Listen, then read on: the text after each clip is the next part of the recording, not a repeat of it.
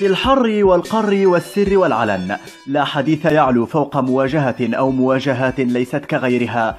إنه هول الكلاسيكو، 3 نسخ من اصطدام واحد في أقل من 20 يوما، إحداهما ودية هناك بميامي الأمريكية، والود بين غريمي التاريخ شكل فقط لا مضمون، في حين أن باقي المواجهتين للظفر بكأس السوبر الإسباني بل وأكثر من ذلك، فللفائز دفقة معنوية قبل انطلاقة الموسم الجديد. وبالعودة إلى تاريخ كأس السوبر الإسباني فتفوق كتالوني ب12 لقبا مقابل 9 للريال. آخر كلاسيكو كان في الليغا الإسبانية الموسم الماضي بملعب سانتياغو برنابيو، شهد تألقا واضحا للنجم الأرجنتيني ليونيل ميسي. أما الريال المنتشي بثنائية دوري الأبطال والدوري الإسباني يشق طريق المجد الثالث، وأي مجد ذاك إن جاء على حساب الغريم برشلونة.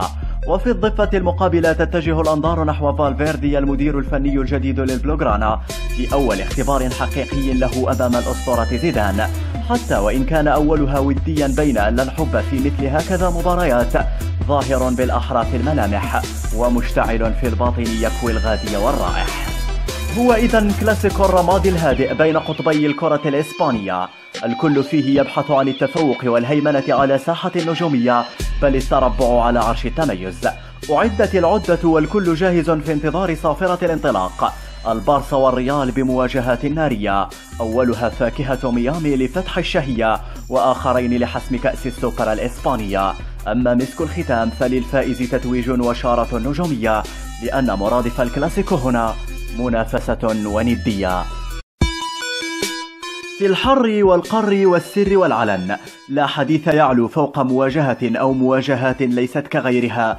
إنه هول الكلاسيكو، 3 نسخ من اصطدام واحد في أقل من 20 يوما، إحداهما ودية هناك بميامي الأمريكية، والود بين غريمي التاريخ شكل فقط لا مضمون، في حين أن باقي المواجهتين للظفر بكأس السوبر الإسباني بل وأكثر من ذلك، فللفائز دفقة معنوية قبل انطلاقة الموسم الجديد.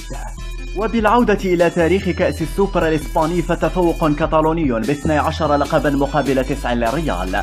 آخر كلاسيكو كان في الليغا الإسبانية الموسم الماضي بملعب سانتياغو برنابيو، شهد تألقا واضحا للنجم الأرجنتيني ليونيل ميسي. أما الريال المنتشي بثنائية دوري الأبطال والدوري الإسباني يشق طريق المجد الثالث، وأي مجد ذاك إن جاء على حساب الغريم برشلونة.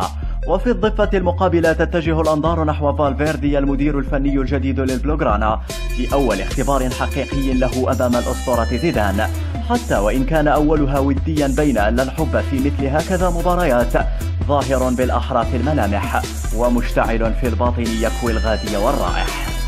هو إذن كلاسيكو الرماد الهادئ بين قطبي الكرة الإسبانية، الكل فيه يبحث عن التفوق والهيمنة على ساحة النجومية بل التربع على عرش التميز. أعدت العدة والكل جاهز في انتظار صافرة الانطلاق، البارسا والريال بمواجهات نارية، أولها فاكهة ميامي لفتح الشهية، وآخرين لحسم كأس السوبر الإسبانية. أما مسك الختام فللفائز تتويج وشارة نجومية، لأن مرادف الكلاسيكو هنا منافسة